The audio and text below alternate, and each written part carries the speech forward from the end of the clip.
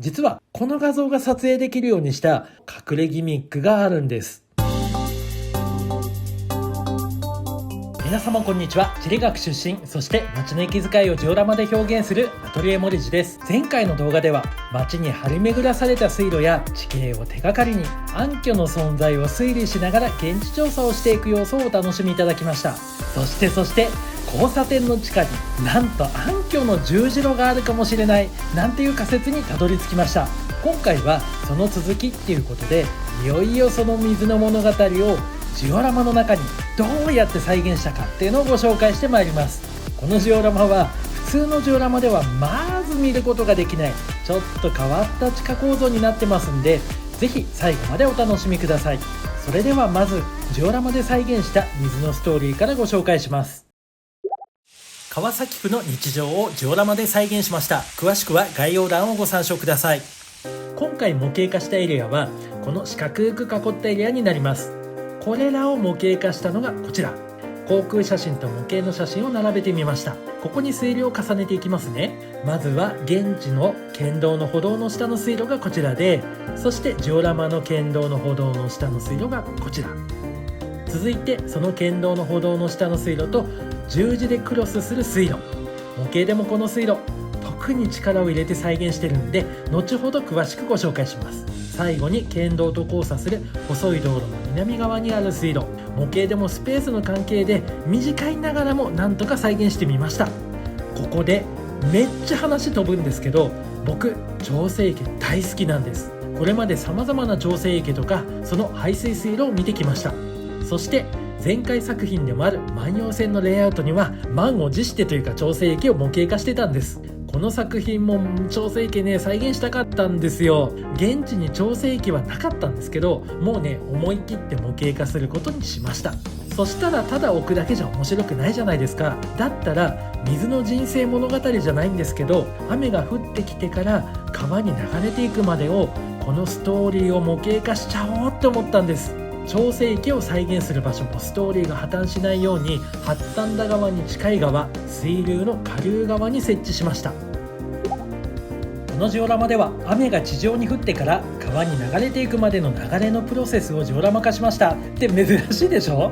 何って思われると思うんです。空から降った雨って地面に浸透したり、今は都市化が進んでるんで道路の側溝に集まりますよね。この側溝に集まった水は先ほどご紹介した水路を下流に向かって流れていって排水解所に集まっていくんです。排水解所って水の中継地点になってて、ここから地下の排水管に分水したり点検や掃除もここから行われるそうなんです。その排水解所からは道路の下の排水管を通ってって、これ面白くないですか？ジオラマで排水管の断面を再現したんです。これね、画像だとただ丸い配管を埋めただけに見えちゃうんですけど、これ実はちゃんと管を僕半分に割ってるんですよ。そして半分に割ってから埋め込んでるんです。制作中の画像が一番見やすかったんでこちらをご覧いただくんですけどね、半分に割ってるのお分かりいただけますでしょ。ちゃんとちょっとね引いてみます。これ実は意外と作業が大変で、割るのも大変だったんですけど、実際に埋め込む作業の方が、埋め込んだ時にこの半分に割った配管の中にですね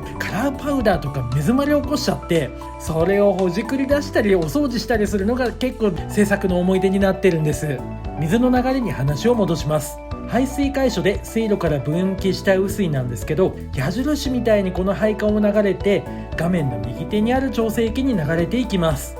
ちなみにですね、ここには想像で下水管を再現したんですけど、こういうのもすっごく楽しくって、今回この場所に下水が流れてるかどうかって調べても分かんなかったんですよ。なんで地層も含めてなんですけど完全に想像で作ってて、だからこそ自分の作りたいのが作れたんでめっちゃ楽しかったです。そう実際の調整池の中の仕組み興味ありませんか？コンクリートの建造物に設置されたこちらの金属の網は配管にゴミが侵入するのを防ぐことが目的なんだそうです。スクリーンっていう名前で、まさに今この画像、木の枝が配管に詰まるのを防いでくれています。そしてこちらが模型化した調整池の画像になります。再現したスクリーンはこちら。ここに流れてきた雨水がぐーっとここに吸い込まれていくんです。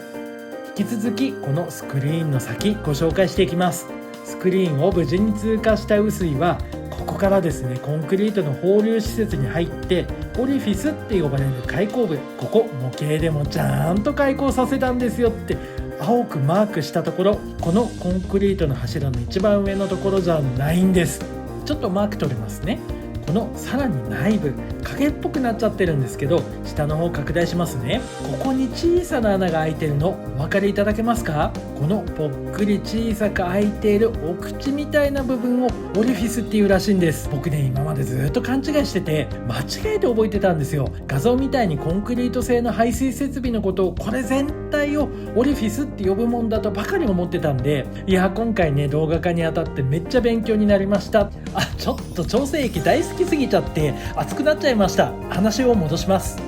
ここからコンクリートの内側が水路になってるんですけど、このコンクリートの内側を雨水が抜けてきます。そして調整液を出てくるんですけど、赤くマークしたところに暗渠がありますっていう設定にしたんです。このグレーチングは排水口の点検口になっていて、もうこういうのねニヤニヤしながら手掛けを設置していったんです。ちょっと動画では分かりづらいと思いますんで、こちらの静止画をお楽しみください。点検口の下にはこんな感じでさらに手掛けが中にあって、でここには排水口も再現してて、その下には解消を設けてるんです。この排水口から出てきた雨水は余分な汚泥を解消で落として排水路を流れて最後川に流れていくっていう設定にしました。もうねこういうのすっごく楽しくって、こちらのジオラマの端はただの端なんじゃなくって、ご紹介したような水のドラマが隠されたこのジオラマの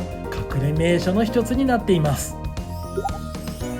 さてこちらのエリアにも水のストーリーを再現しました。現地調査でも触れましたけど、ここにはご覧のように3本の水路が流れています。どの水路も雨水の排水と側溝を兼ねていて、県道の歩道は歩道丸ごとが暗渠になっていました。とりわけこのマークをした水路ではこの線路との交差の部分だけ開渠になってます。そして模型でも水流が見えるように作りました。もちろんですね、線路のところだけに水流表現したわけじゃないんですよ。こちらの断面では道路下の暗渠の水流を楽しむことができます。これね作るのねめっちゃ大変なんですけど、ちょっとね見てください。いいですか？照明を当てます。グレーチングの影が映るようにしたんですよ。しかもこんな感じで光源を奥に移動していくと、合わせて影も奥に進んでいくことがお分かりいただけると思うんです。中もね再現したんです。こちら県道に再現したグレーチングなんですけど、同じく光を当ててみます。水が流れていない姿がお分かりいただけますでしょうか？実はこの作品のグレーチングはこのようにしかも作り込んだだけじゃなくって、水流があるないこの作り分けもしてあるんです。そして地下といえば県道のこの交差点、現地調査で判明した地下にも水路の交差点があるっていう交差点のダブルバーガー、二重構造。実はそうなんですよ。僕やりました。作ってあるんです。しかも完成したらもう全然見えないんです。固定しちゃったから。でも交差点の地下の部分だけ水路の交差点作ってあるんです。実はもうね作っただけで満足しました。今回次回からは工夫します。水の物語の番外編ということで、一見すると普通のお宅、こちらですね汲み取り式トイレがあったっていう設定で周期抜きを再現しました。でですね、これジオラマ断面になる地中にはこうやって便槽の断面を再現していろいろ再現してみたんです。凄腕モデラーの愛木さんとの合作を動画化しました。詳しくは概要欄をご参照ください。さてところで今更なんですけど、この作品どこを作ったかってまだお話ししてなかったと思うんです。おそらくすでに分かっちゃってるっていう方も多いかもなんで、サクッとご紹介します。今回は福島県福島市の福島交通飯坂線平野駅を模型化しました。営業時代に福島を訪れた時に見かけたこの駅、いやーこの画像のイメージ、背後の鎮守の森がめっちゃ印象的だったんです。このイメージを再現するためにジオラマ制作をしました。僕が最初にこの駅を見た時、県道を走る車の中からだったんですけど、このストリートビューの画像のイメージからも鎮守の森の存在感お分かりいただけると思うんです。ここをこうってやりたかっただけなんです。ごめんなさい。それは置いといて、今回ジオラマで再現したかったのがこのイメージです。実はこの画像が撮影できるようにした僕専用の隠れギミックがあるんです。駅前の県道には実物同様に信号機を再現しました。これです。これちなみにちゃんと点灯するっていうことと、1本の支柱に2台の信号機が表裏で付けられてるっていうのも再現しました。このまんま駅を撮影するとこういう風に信号が邪魔しちゃうんですよ。これだと僕のイメージとちょっと違うんですね。だったら信号周辺を取り外し式にしちゃえばいいじゃんっていうことで、この部分をこんな感じで取り外しができるように作ったんです。駅は印象的な部分も含めて全てスクラッチで作ってて、とりわけ駅入り口の透明屋根の再現にはかなり試行錯誤を重ねました。最初は入り口の透明屋根だけクリアできれば結構楽勝かもなんて始めたんですけど、まずはこのトイレの屋根掛けを確認して、これできるかなってなってきて、これね、一見するとですね、ただのホームに見えるじゃないですか。でもよく見ると左の駅入り口から待合室あたりまでの屋根掛けと、待合室あたりから福島側の右側の屋根掛けが違うんですよ。ちょっと高めの壁を感じ始めました。まあでもね、仕方ないんでやれることをやろうっていうことで少しアレンジして模型化しました。ところどころ屋根補修をしたっていう設定にして、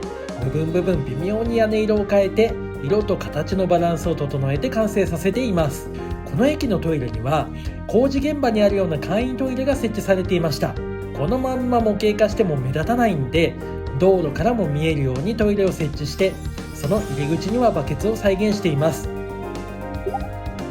お祭り帰りの男の子がトイレを使おうとバーンって扉を開いたんですね。そしたらなんと中には先客のおじさんがいましたなんていうドラマを再現したんです。ちゃんとですね、これね、夜景で照明が当たるように何回もね LED に調整したんですよ。このジオラマは工夫を凝らして様々にアレンジを加えてドラマを再現しました。神社はぐっと境内を広げて夏祭りを開催して、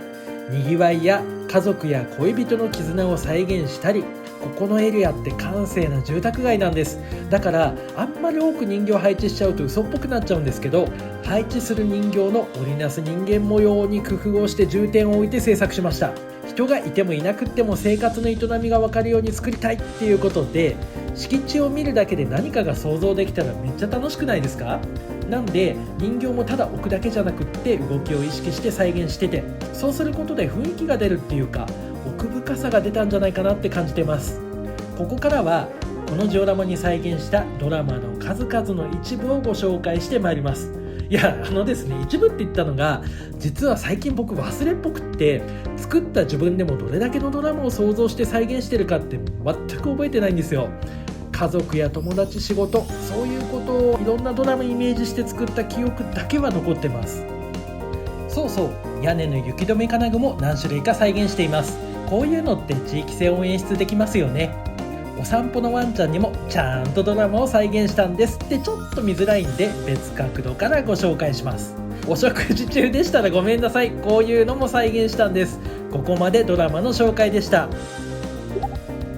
神社の境内は最初にご紹介した長生池同様に僕の創作になります。かなりアレンジしたんですけど、長生池は実際に長生池そのものないんで、その点神社とはちょっと違うんですけどね。敷地を現地よりもぐーっと広げて夏祭りを再現したのは先ほどご紹介した通りなんですけど、このエリアにはわざわざ池を作って赤い橋を架けたんです。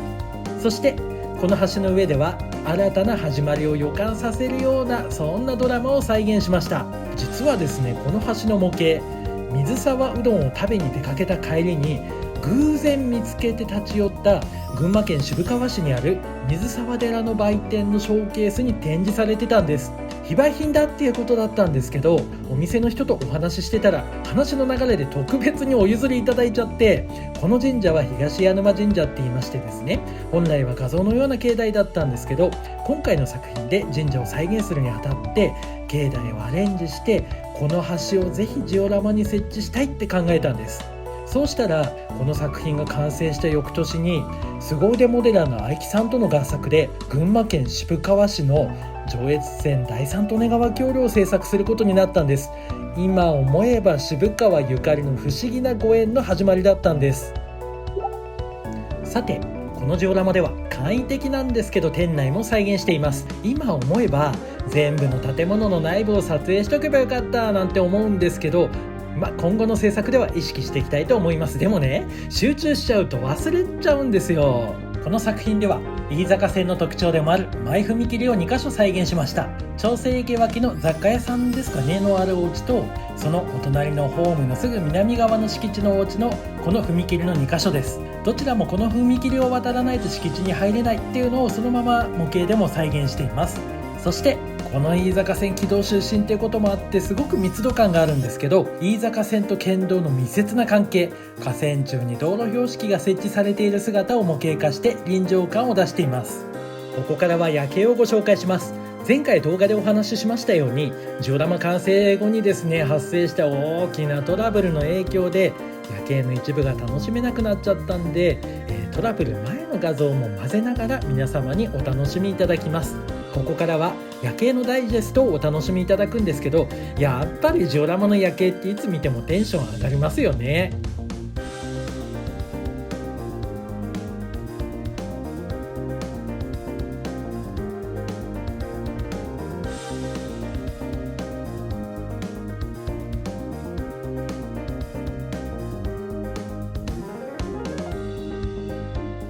ここからは飯坂線と同じような空気感の路線を走る車両の走行シーンをお楽しみいただきます。まずは地方都市を走る単線の路線で個人的にも大好きな富山地鉄の車両をお楽しみください。あくまでも個人の感想なんですけど、恐ろしく似合ってます。実は名鉄のパノラマデラックスもめっちゃ似合ってくれるんでニヤニヤしちゃいました。飯坂線に譲渡されて普通電車で活躍したらなんて空想しちゃいました。東急車両の譲渡車ってことと軌道区間に縁のある地方鉄道っていうことで、これは本当は東急5000系なんですけど熊本電鉄をイメージして走行させました。飯坂線でも5000系活躍してたんで当たり前のように似合ってくれたんですけど、もし飯坂線で復刻塗装があったらこんな感じだったかもしれませんね。3両編成が走るっていう無理やりな理由で東急7200系を走行させてみました。飯坂線と東急車両大相性がいいみたいです。最後に本家本元の新旧の飯坂線の車両走行シーンのうち、前回の動画での未公開動画でダイジェストを作りましたので、最後はこちらでお楽しみください。前回動画でもお話ししたんですけど、大きなトラブルに見舞われながらこうやって動画になって皆様にですね、もしですよ喜んでいただけたんだとしたら、作者としましてはこの上ない幸せでございます。皆さんの街にも気になる水路とか暗渠がありましたらコメントで教えてください。今回も誠にありがとうございました。長い動画にお付き合いくださいましてありがとうございます。また次回皆様とお会いできることを楽しみにしております。ありがとうございました。さようなら。この作品は2026年4月11日12日に東京北千住で開催される東京ジオラマ展2026で展示します。イベントの詳細に関しましては概要欄に貼りましたリンク先をご参照ください。今回のイベントでの僕の作品の展示予定をご紹介してまいります。まずはこちらの作品、僕が川崎区に住んでいた時の思い出を再現した南武線の小田坂駅です。この作品ですね、電車や貨物列車を走行させながら展示する予定なんです。なお動画の車種と当日走行させる車種とはちょっと変更しますんで、その点はご了承ください。同じく川崎区に住んでいた時に制作した路地裏の超特急って名付けたゴミ屋敷があるジオラマ、こちらの作品は電車の走行はしないんですけど作品をイベント会場に展示します。そしてですね、めったに作品展示をしない東急線の玉川駅も展示します。この作品は地下の玉川線、そして地上のコンコース、高架の東横線と目黒線までを立体的に再現した作品になっていまして、こちらの作品も電車の走行はないんですけど作品をイベント会場で展示します。あとは現在制作中の新作も展示予定になっていて、取材でちょっと僕不在にすること多いと思うんですけど、めったに作品展示をしませんので、ぜひご賞覧いただけましたら嬉しいです。ジオラマ制作担当のアトリエモレジが皆様のオーダーメイドの作品を心を込めて丁寧に制作します。お問い合わせは概要欄のリンク先にあるオーダーメイドお問い合わせフォームからご質問ください。